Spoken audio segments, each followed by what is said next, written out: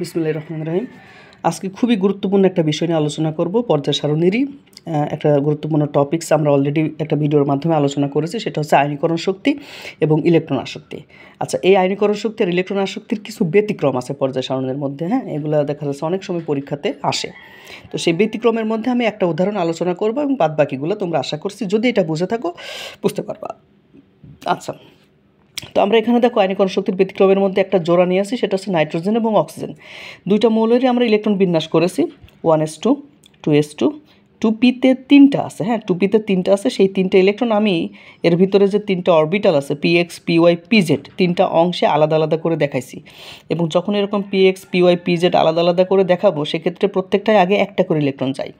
এখানে 3টে ইলেকট্রন আছে, প্রত্যেকটাই একটা করে ইলেকট্রন যাবে, একটা করে ইলেকট্রন যাবে, আর তো ইলেকট্রন নাই, অর্থাৎ প্রত্যেকটা জায়গায় একটা করে ইলেকট্রন গেছে। অর্থাৎ পি অরবিটালের টোটাল ধারণ ক্ষমতা 6টা, সেখানকার অর্ধেক হয় 3টা ইলেকট্রন এখানে আছে। ঠিক একইভাবে আমরা অক্সিজেনের ইলেকট্রন বিন্যাস করছি। তো অক্সিজেনের ক্ষেত্রে দেখতে পাচ্ছি যে 2p-এ 2টা আর বাদ বাকি 2p-y 2p-z-এ একটা করে।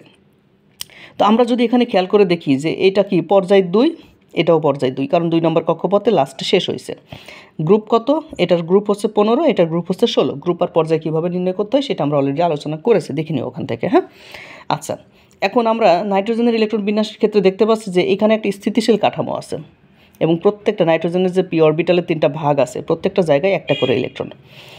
এই জায়গাগুলো থেকে ইলেকট্রন সরানো কি সম্ভব হবে? কারণ এখানে দেখো একটা করে প্রত্যেকটা জায়গায় যেহেতু একটা করে ইলেকট্রন আছে, এখানে একটা স্থিতিশীল কাঠামো আছে। কি বললাম? এখানে একটা স্থিতিশীল কাঠামো আছে।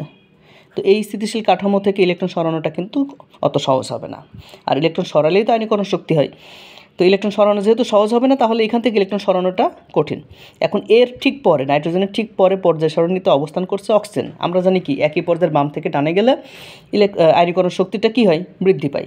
কিন্তু আমরা এখানে দেখতে পাচ্ছি যেহেতু নাইট্রোজেনের অলরেডি একটা স্থিতিশীল কাঠামো আছে এবং নাইট্রোজেনের পরে অক্সিজেনের অবস্থান হচ্ছে, তাহলে হিসাব অনুযায়ী কী হয়? হিসাব অনুযায়ী কিন্তু অক্সিজেনের ইলেকট্রন আয়নীকরণ শক্তিটা কিন্তু বেশি হওয়ার কথা। যেহেতু বাম থেকে ডানে গেলে, একই পর্যায়ের বাম থেকে ডানে গেলে কী হয়? আয়নীকরণ শক্তি বৃদ্ধি পায়। কিন্তু আমরা এখানে দেখতে পাচ্ছি নাইট্রোজেনের স্থিতিশীল কাঠামো অর্জন আছে, তাই এইটা একটু ব্যতিক্রম হয়ে হয় কি অক্সিজেনের আয়নীকরণ শক্তিটা বেশি না হয়ে যায় হচ্ছে নাইট্রোজেনের আয়নীকরণ শক্তিটা অক্সিজেনের থেকে বেশি।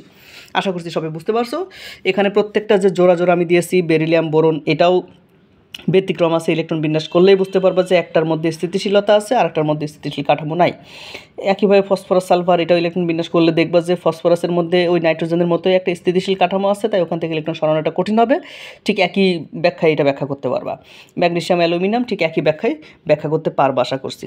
আচ্ছা, এবার আমরা দেখব হচ্ছে ইলেকট্রন আসক্তির ব্যতিক্রম। এখানে একটাই ব্যতিক্রম আছে এবং খুবই গুরুত্বপূর্ণ। এটা পরীক্ষাতে আমরা মাঝে মধ্যেই দেখে আসতেন, যেটা ফ্লোরিন এবং ক্লোরিনের মধ্যে ইলেকট্রন আসক্তি ব্যতিক্রমটা দেখা যায়। আচ্ছা, নর্মালি আমরা আলোচনা করেছিলাম কি যে একই গ্রুপের উপর থেকে নিচের দিকে আসলে ইলেকট্রন আসক্তি কী হয়?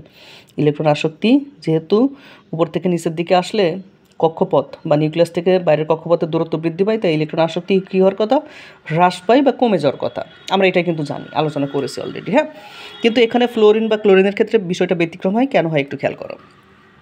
এখানে ফ্লোরিনের 2 নম্বর কক্ষপথটা হচ্ছে শেষ কক্ষপথ, যেখানে 7টা ইলেকট্রন আছে। সেই 7টা ইলেকট্রনকে আমি এই কক্ষপথটাকে সোজা করেছি, জাস্ট বৃত্তাকার কক্ষপথটাকে সোজা করে দেখাইছি যে এই 7টা কক্ষপথ, এই 7টা ইলেকট্রন ওই কক্ষপথে কেমনভাবে আছে। ঠিক একইভাবে ক্লোরিনের দেখো 3 নম্বর কক্ষপথ, 3 নম্বর কক্ষপথ 2 নম্বর কক্ষপথের থেকে ডেফিনেটলি একটু বড় হবে এবং সেক্ষেত্রে সেটাও আমি সোজা করে দেখাইছি। এখন এখানে খেয়াল করে দেখো যে এখানে এই ছোট্ট একটা কক্ষপথে 7টা ইলেকট্রন আছে, যেখানে ইলেকট্রনের ঘনত্বটা বেশি। আর এখানে তৃতীয় কক্ষপথে ওই একই 7টা ইলেকট্রন আছে, কিন্তু ঘনত্ব তুলনামূলকভাবে কম। তো মনে করো যে এই জায়গায় যদি একটা ইলেকট্রন যুক্ত হতে চাই, এর ভিতরে যদি আসতে চাই বা বসতে চাই, আমরা জানি কি ইলেকট্রনের পরস্পরকে কী করে? বিকর্ষণ করে, একটা সতিনের মতো। তাহলে সেক্ষেত্রে এই ইলেকট্রন কি কখনো এখানে কি বসার সুযোগ পাবে? এই ইলেকট্রন যখন এখানে বসতে চাইবে তখন ইলেকট্রনগুলো পরস্পরকে ওকে বিকর্ষণ করে ওকে বসার সুযোগই দিবে না।